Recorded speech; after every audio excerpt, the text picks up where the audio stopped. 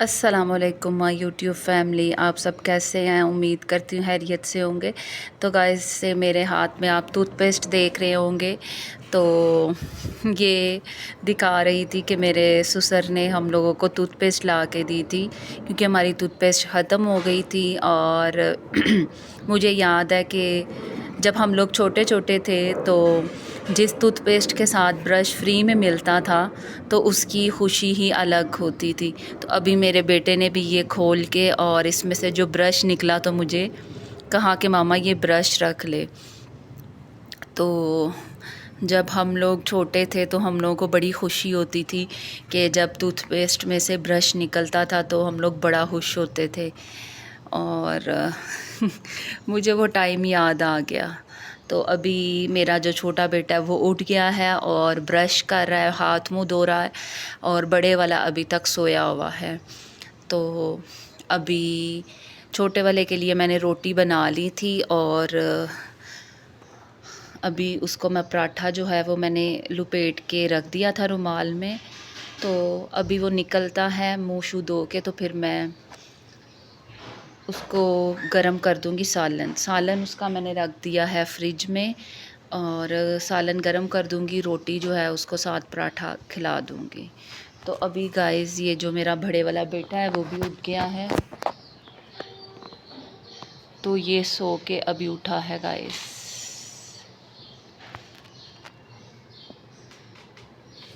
तो गाइस ये मेरे पाँव हैं और ये मेरे बेटे के पाँव हैं।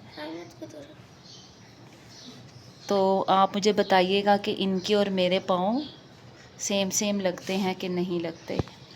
तो गाइस इसके नाखून भी बड़े हुए हैं, तो ये नाखून भी इसके मैं काटूंगी।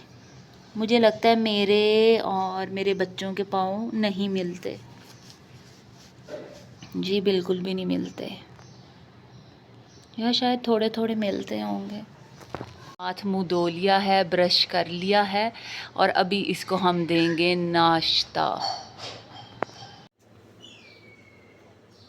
तो गाइस ये मैंने पराठा जो है रुमाल में लपेट कर शॉपर कर दिया था, तो इससे जो है वो पराठा नरम रहेगा। तो अभी सालन मैं पकड़ती हूँ जाके। बेटे को मैंने बोला था कि मुझे सालन पकड़ा दो, लेकिन उसने पकड़ाया नहीं।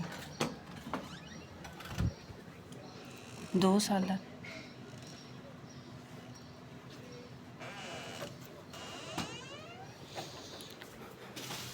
तो अब बड़े वाला वो उठ के मुझे बताएगा कि अब उसने नाश्ता क्या करना है। उसका नाश्ता गाय सारों से अलग ही होता है, हल्का फुल्का वो नाश्ता करता है। या तो उसको रस और चाय चाहिए होता है, और या फिर शेक और साथ में ब्रेड। उसका नाश्ता बहुत हल्का फुल्का होता है। तो गाइस मोहम्मद हुसैन ने मिल्क शेक पीना है, तो मैं सोच रही हूँ कि मिल्क शेक बना देती हूँ दोनों मैंगो का। ये मैंगो थोड़े से खट्टे थे, पता नहीं क्यों।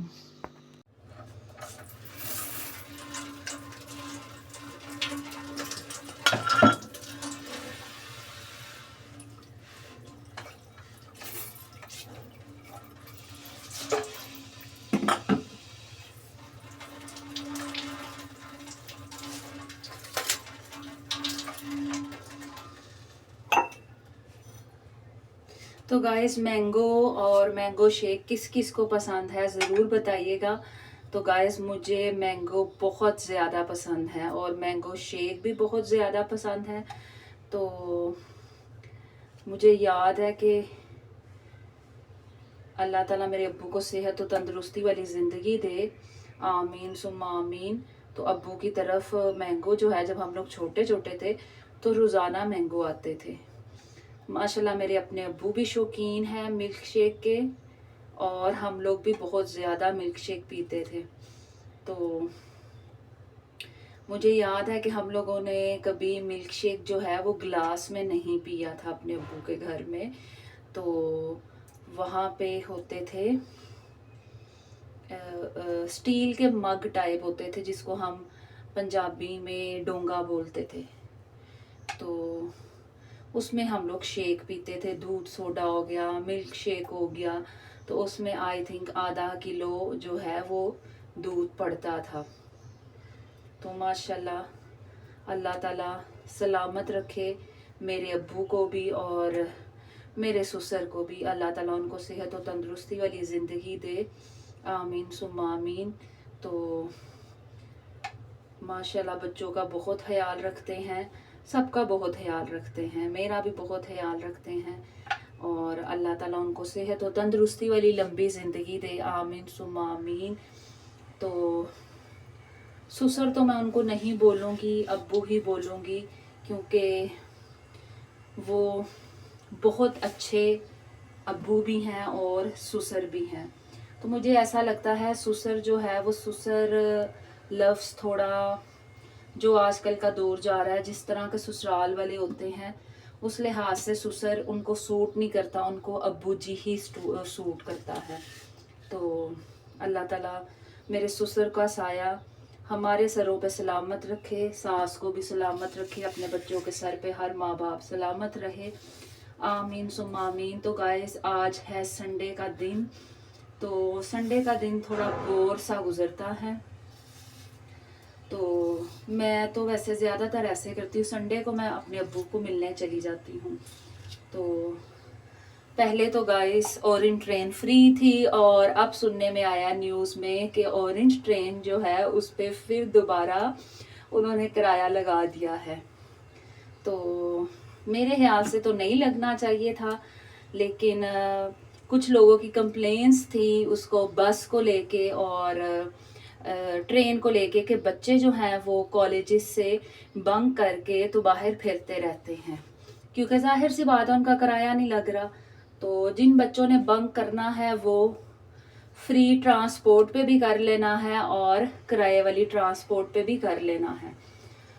लेकिन आवाम को थोड़ी सहूलत थी उससे, तो अब वो सहूलत भी हमसे छिन गई है और सुनने में आया है बहुत ज़्यादा टैक्स वैक्स भी लगने वाले हैं। मतलब आवाम की जो है वो दोबारा से जान निकालेगी हुकूमत। पहले बिलों से डरते थे हम और फिर पेट्रोल महंगा हुआ, मतलब किसी लिहाज से आवाम को सुकून नहीं है, किसी भी लिहाज से आवाम को रिलीफ नहीं है, हर लिहाज से आवाम ही पिसती है। हुकूमत, मेरे ख्याल से हुकूमत को कोई नुकसान नहीं होता। हुकूमत को सिर्फ अपने प्रोटोकॉल का पता है, अपनी हर चीज़ का पता है।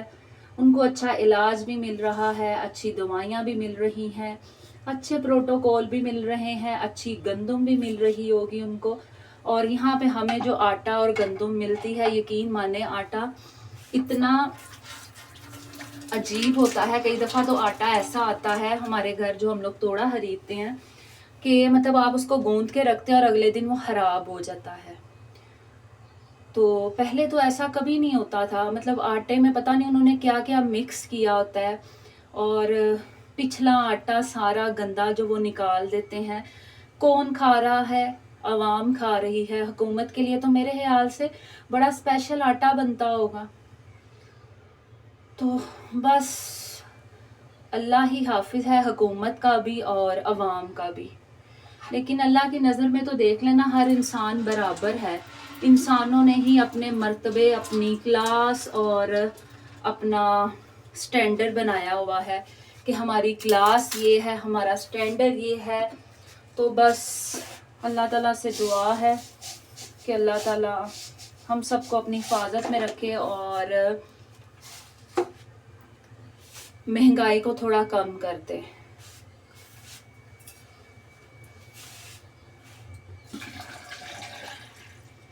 तो यहाँ पे मैं बना रही हूँ शेक। तो गाइस आज बन रहा है हमारे घर करेले और कीमा। कीमा जो है ये फ्रीज़ हुआ था, इसको पानी में डाल के रख दिया है। अभी ये बर्तन धोते हैं और करेले धो के खुश्क होने के लिए रखते हैं।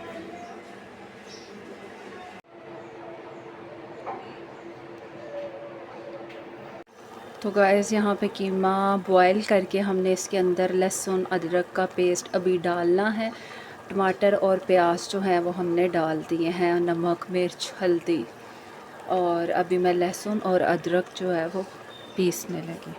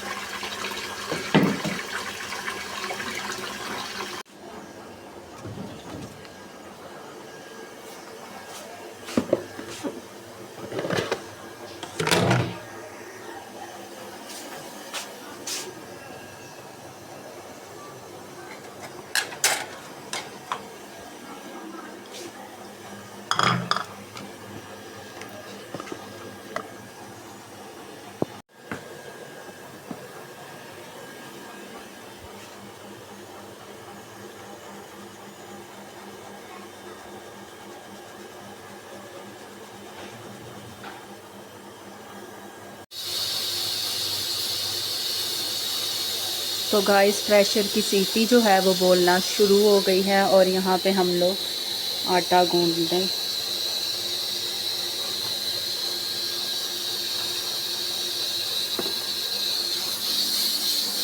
बर्तन हमारे धुल चुके हैं और वहाँ मेरी सास करेले काट रही हैं।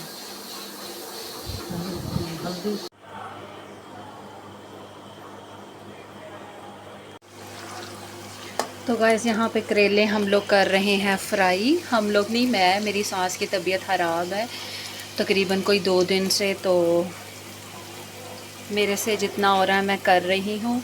और यहाँ पे कीमा हमारा जो है वो डन है, लग रहा था तो मैंने कीमे को उतार दिया है। और यहाँ पे हम लोग थोड़ी सी रोटियाँ बना लेंगे क्योंकि 1:45 होने वाले हैं और फिर गैस भी चली जाती है। तो यहाँ करेले जो हैं वो मैंने आधे फ्राई होने के लिए रख दिए हैं और आधे भी रहते हैं। तो गाइस ये करेले और कीमा हमारे रेडी हैं।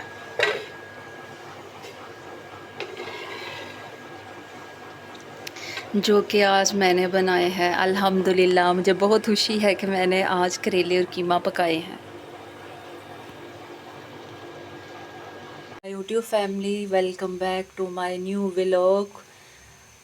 तो गाइस अभी मैं आई हूँ जिम से। आज सुबह मैं चाय पी के नहीं गई थी लेकिन अभी चाय पीऊँगी मैं बना के।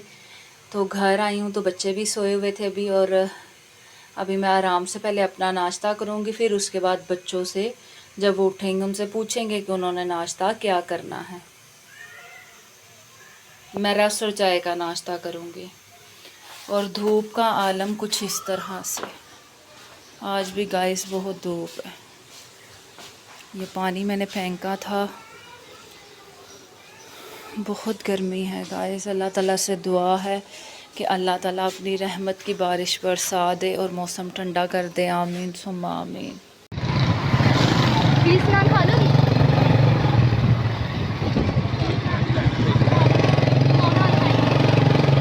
माँ हमारे स्कूल में मैट्रिक है? हैं?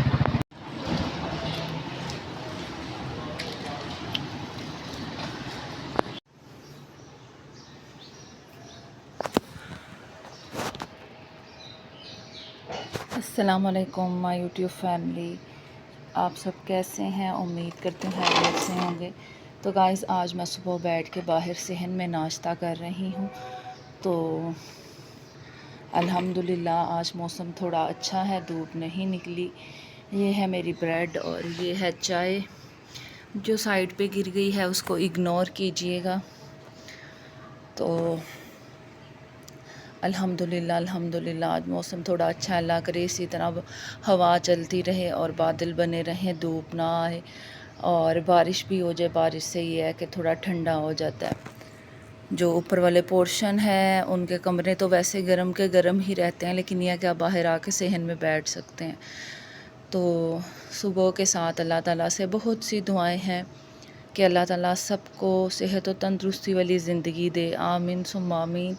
और रिस्क के साथ रिस्क को हाथ पकड़े हुए ये दुआ है कि अल्लाह ताला सबको खुले रिस्क दे, आमीन सुम्मा आमीन। और अल्लाह ताला सबको दिली सुकून दे, आमीन सुम्मा आमीन। और अल्लाह ताला शैतान जैसे इंसानों से बचाए, आमीन सुम्मा आमीन। और धोखेबाज लोगों से बचाए, आमीन सुम्मा आमीन। और बस अल्लाह ताला ऐसे लोगों से आपको बचाए कि जो आपकी ज़िंदगी में सिर्फ़ आपका सुकून तबाह करने और आपको सबक सिखाने के लिए आते हैं। अल्लाह ताला ऐसे लोगों से आपको बचाए और ऐसे लोग सिर्फ़ अपने आप में ही शैतानियाँ करते रहें, बस हमारी ज़िंदगियों से दूर रहें, आमीन सुम्मा आमीन। और अपना ख्याल रखिएगा, दुआओं में याद रखिएगा और ऐसे लोगों से एहतियात बरतिएगा जो आपकी ज़िंदगी में आपका सुकून तबाह करने आते हैं। ऐसे लोगों से दूर रहिएगा। इन लोगों का आपको पता तो चल जाता है, ये बात नहीं है कि आपको पता नहीं चलता कि ये लोग हमारी ज़िंदगी में आखिर करने क्या आए हैं, पता तो चल जाता है, लेकिन इंसान अनजान बना रहता है।